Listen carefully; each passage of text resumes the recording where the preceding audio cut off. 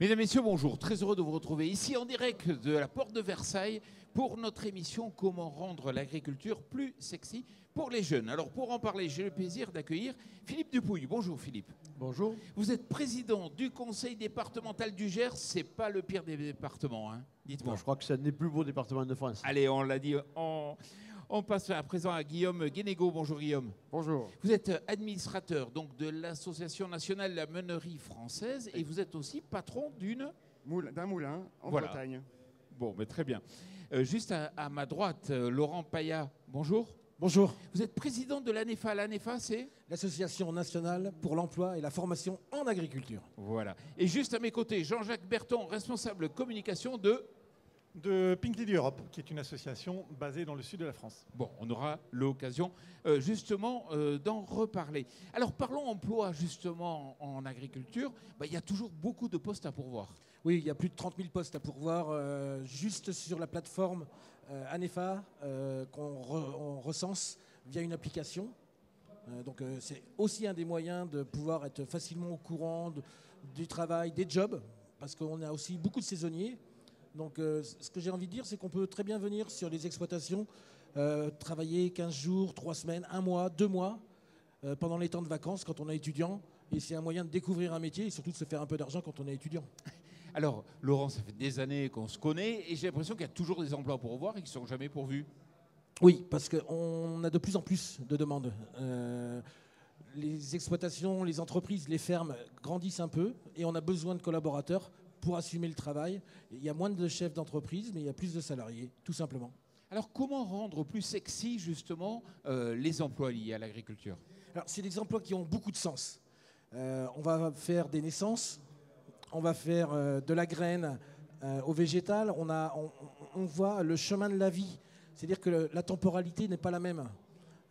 Quand vous êtes avec un légume, quand vous êtes avec qui a une saison, qui ne pousse pas n'importe quand. On ne fait pas de la fraise au mois de décembre, c'est une hérésie. On vit avec les saisons. La Pink Lady, elle arrive, on en parlera tout à l'heure, à l'automne, et on la mange tout l'hiver parce qu'elle se conserve bien en plus. Et puis, on va être avec des animaux, avec des chèvres, avec des moutons, avec des vaches. C'est un rapport au vivant qui est extraordinaire. Puis, c'est un métier, moi je dis toujours, c'est le métier des métiers. Parce qu'on peut être géographe, météorologiste, secrétaire, directeur, RH. Enfin, on a tous les métiers dans notre métier, donc c'est le plus beau des métiers. Alors Laurent, on va voir quelques initiatives qui montrent qu'effectivement, il y a du boulot dans l'agriculture, et notamment dans le Gers. Vous avez mené une opération, si vous êtes ici, notamment au Salon de l'agriculture, c'est pour mettre en avant une initiative.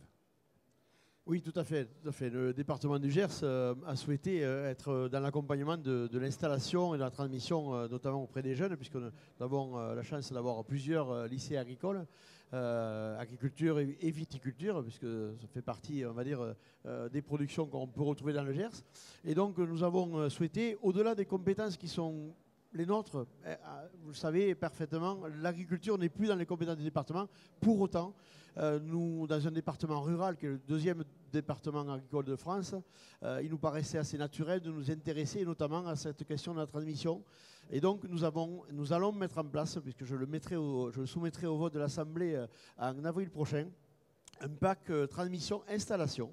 Voilà, pour accompagner l'installation notamment des plus jeunes, mais il peut y avoir aussi l'installation dans le cas de reconversion, bien évidemment. Alors pourquoi aller dans cet objectif d'accompagner la transmission ? Tout simplement parce qu'on peut partir d'un constat qui est très simple. Aujourd'hui, il y a 2 installations pour 10 départs à la retraite. Donc cette question est un enjeu primordial vraiment pour les années à venir. Et donc c'est la raison pour laquelle nous avons souhaité mettre en place ces dispositifs, je dirais, puisqu'on rentrera peut-être un petit peu dans le détail tout à l'heure, pour permettre d'accompagner ces installations. On a des jeunes qui sont là aujourd'hui, peut-être on aura un petit témoignage tout à l'heure. On va en faire venir un tout à l'heure, oui. Qui sont très motivés pour s'installer. Et donc il est de notre devoir d'être à leur côté pour les aider à s'installer. Ce que vous avez dit, c'est que vous allez le proposer à l'Assemblée ? Ça sera proposé à l'Assemblée du mois d'avril, Assemblée départementale du mois d'avril. Alors, juste une précision, parce que justement, comme ça échappe aux compétences du département, nous pouvons intervenir que dans le cadre d'une convention avec la région. Mais oui, parce que c'est la région. C'est la région qui est s'occupe de compétente ça. en la matière. Ouais, d'accord, ok. Alors on aura l'occasion de revenir un peu plus sur le détail et on invitera justement Valentin tout à l'heure à venir nous rejoindre. Alors maintenant, on va s'intéresser aux pommes. Pink Lady, c'est une belle aventure. C'est une fantastique aventure humaine, commencée il y a 30 ans par un groupe de producteurs qui a souhaité monter une nouvelle manière de produire parce qu'ils faisaient face à des difficultés en termes de crise à cette époque-là. Et aujourd'hui, l'association rassemble 700 producteurs en France et donc des très jeunes producteurs aussi, puisque deux tiers de nos producteurs ont moins de 50 ans. Donc ça prouve aussi le fait que c'est une filière qui est attractive vis-à-vis des jeunes générations. Et on sait que 96% des producteurs qui vont partir à la retraite envisagent de laisser leur exploitation à leurs enfants. Donc c'est une vraie attractivité. Pink Lady, c'est quoi, un club quelque part? On rentre pas comme ça directement? C'est une association qui rassemble l'ensemble des producteurs et en fait on met en place une stratégie pour développer la commercialisation de la pomme Pink Lady et garantir la qualité de la pomme. Et moi il me semble que vis-à-vis des jeunes générations, on a 4 clés qui sont intéressantes. La première, c'est la rémunération des producteurs. Un jeune va s'installer s'il a une vision économique qui est intéressante pour lui.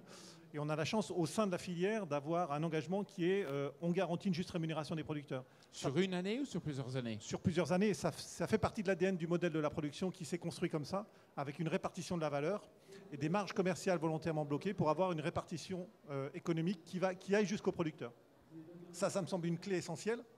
Deuxième clé, c'est aussi être en capacité de proposer un modèle qui soit en accord avec la sensibilité des plus jeunes. Nous, on voit que les jeunes arboriculteurs sont sensibles sur une production responsable. Et on a mis en place une charte d'engagement, on a des engagements sur le développement de programmes qui protègent les insectes pollinisateurs. On a signé des accords avec Noé, par exemple, pour travailler sur la stratégie biodiversité dans les années à venir. On est partenaire de pour une agriculture du vivant, pour définir des indicateurs, des plans d'action pour les années à venir. Et l'ensemble de ces engagements, il me semble que c'est quelque chose de hyper motivant aussi pour aider un jeune à s'installer. D'accord. Oui, juste un mot. Comment Je voulais juste vous dire au revoir, mais ce qui est intéressant et que je voudrais qu'on retienne, c'est qu'on est les créateurs d'images. C'est nous qui faisons le paysage de la France. Quand on se promène, quand on est en voiture, en train, en footing, en promenade du dimanche, nous tous autour de la table, on est les créateurs de l'image de notre belle France. Et si je suis intéressé pour aller voir votre site internet, je tape quoi? anefa.org. Donc ça c'est simple. Merci beaucoup Laurent, je sais que Merci, vous devez Jean-Paul. partir. On vous dit au revoir et merci. Voilà. Alors maintenant on va passer et parler de la meunerie. Alors la meunerie, il y a 25 000 emplois à pourvoir. Oui, exactement. En fait, sur l'opération chasseur de graines, la meunerie, comme l'agriculture, est proche des territoires et aussi des questions de recrutement. Et donc, c'est engagé, en fait, avec la boulangerie, pour lancer une opération et faire connaître l'ensemble des métiers de la meunerie et de la boulangerie. Des métiers souvent proches de là où chacun est. En fait, il y a toujours une boulangerie ou un moulin à moins de 5 km. Et donc, cette opération vise à attirer les jeunes à visiter nos outils, nos moulins, pour voir comment ça fonctionne. Parce que l'image du moulin, le moulin à vent, le moulin à eau, ça n'existe plus. Mais oui, c'est vrai qu'on a l'image un peu traditionnelle, pour ne pas dire ancienne, du moulin, mais vous l'avez démarré ce matin avant de venir ici et vous pouvez suivre sur votre téléphone ce qui se passe. Exactement, aujourd'hui les outils sont automatisés. Donc voilà, en venant au salon, le moulin, les blés étaient prêts, parce que bon, comme en agriculture, il y a des temps à respecter, c'est un vrai métier, hein, il y a de l'assemblage. Et donc démarrer en venant au salon, et on arrive à commander une partie des process à distance. Voilà. Je suis jeune, j'ai envie de trouver un boulot dans ma région, la meunerie, c'est pas idiot. Ah, exactement, il y a vraiment un moulin dans chaque département, voire plusieurs. C'est des métiers où il y a de la perspective. De toute façon, les gens continueront à manger du pain pendant très très longtemps, ça, on est sûr. Il y a des chances, ouais. Et les outils sont de différentes tailles. Ça va être du moulin artisanal, familial, à des outils beaucoup plus gros. Et donc, il y a de réelles perspectives pour répondre un petit peu aussi à ce que chacun attend de son métier, de son travail. Depuis avoir une vraie connexion depuis l'agriculteur. On peut échanger avec nos producteurs pour leur dire ce que l'on a besoin pour faire du pain. On est vraiment le lien entre le champ et la baguette. Et c'est ça qui est vraiment intéressant et qui donne du sens au métier en fait. Comment on va voir justement vos offres d'emploi? Alors, l'opération a démarré hier avec l'ouverture du Salon de l'agriculture. Donc, il y a un site chasseurdegraines.fr sur lequel il y a des fiches métiers de tous les métiers de la meunerie et de la boulangerie. Il y a aussi une carte interactive avec l'ensemble des sites des moulins et des écoles de meunerie et de boulangerie. Et on invite tout le monde, voilà, à travers le QR code que vous trouverez sans doute sur le sachet de votre baguette ou sur le site, à aller voir où se situent les différentes entreprises. Et surtout, n'hésitez pas à appeler si vous voulez visiter un moulin et vous rendre compte de ce que c'est. Et on accueille Valentin Cobette. Bonjour Valentin, il faut parler bien près du micro. Alors Valentin, vous êtes jeune, vous êtes dans le Gers, vous avez envie de travailler dans l'agriculture dans votre département. Oui, c'est ça. J'ai une exploitation familiale déjà. J'aimerais intégrer un autre élevage si c'est possible. J'ai déjà des blondes d'Aquitaine, on fait 150 vélages par an. Et mon projet, de par mon stage que j'ai effectué dans une exploitation, serait d'intégrer les porcs noirs de Bigorre sur l'exploitation. Et c'est un projet à réfléchir avec le reste de la famille.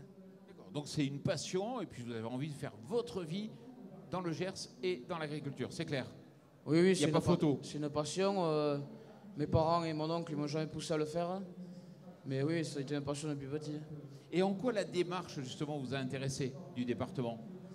Je ne sais pas comment expliquer, mais ils nous suivent, ils nous poussent un peu à reprendre aussi en quelque sorte. Et ils nous encouragent à reprendre, à continuer le métier agricole.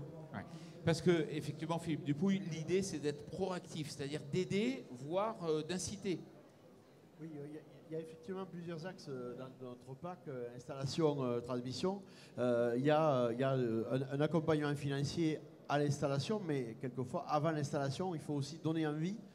Donc on a la chance d'avoir des jeunes qui sont motivés donc, dans nos établissements.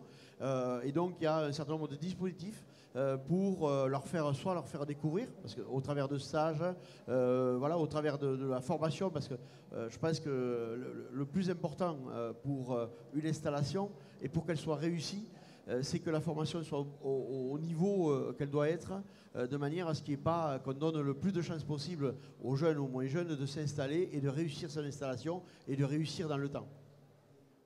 Donc c'est vrai que dans le Gers, il y a de l'agriculture très variée avec différents métiers. Il y a aussi un réseau de lycées agricoles de formation suffisant là-dessus? Alors suffisant, je ne suis pas sûr que ce soit complètement suffisant, mais dans tous les cas, nous avons plusieurs établissements, lycées et agricoles, donc ça nous permet, agricole et viticole, hein, parce que la viticulture, bien sûr, joue un rôle extrêmement important. Le Madiran, on va dire l'Armagnac, les côtes de Saint-Mont, enfin voilà, on a un panel des appellations qui vont produits. bien. Des appellations qui vont très bien, ils sont très agréables. Je ne suis pas un grand spécialiste, mais pour autant, j'apprécie le bon vin. Je témoigne. Voilà. Et donc, effectivement, nous avons le département du Gers, c'est vraiment un département de polyculture, élevage. J'y tiens parce qu'on a des paysages qui se prêtent à l'élevage. Et donc, moi, je salue l'initiative et le souhait de Valentin. Et c'est la raison pour laquelle je pense qu'il est tout à fait de notre responsabilité, même si ce n'est pas de notre compétence, d'accompagner au travers, encore une fois, en complémentarité avec les dispositifs de la région qui, elle, a cette responsabilité particulière, d'être à leur côté pour les aider dans le cadre de la formation, dans le cadre de la découverte, dans le cadre de l'aide aussi à l'installation, mais aussi à l'investissement, de manière à ce qu'on donne le meilleure chance de réussite aux jeunes qui vont s'installer. Et pour finir, si je suis jeune, j'ai envie d'écouter, j'écoute l'émission, j'ai envie de m'installer, je vais vous voir, vous, au conseil départemental? Oui, bien sûr. Puis bon, on travaille bien évidemment avec la région, avec tous les acteurs, la Chambre d'agriculture, bien évidemment. Parce que l'important surtout, c'est de mettre tout le monde autour de la table et de faire en sorte que le jeune qui vient chercher les renseignements, qu'il ait l'intégralité, on va dire, des dispositifs qui peuvent l'aider et l'accompagner dans son installation. Il nous reste 1 minute pour finir avec Pink Lady. Vous cherchez dans toute la zone de production? Est-ce qu'il y a des départements, des régions où vous avez plus besoin de jeunes? On a 3 terroirs de production en France, le sud-est de la France, le sud-ouest et Val-de-Loire. Moi, je suis d'accord avec mon prédécesseur en disant qu'on a besoin de les accompagner.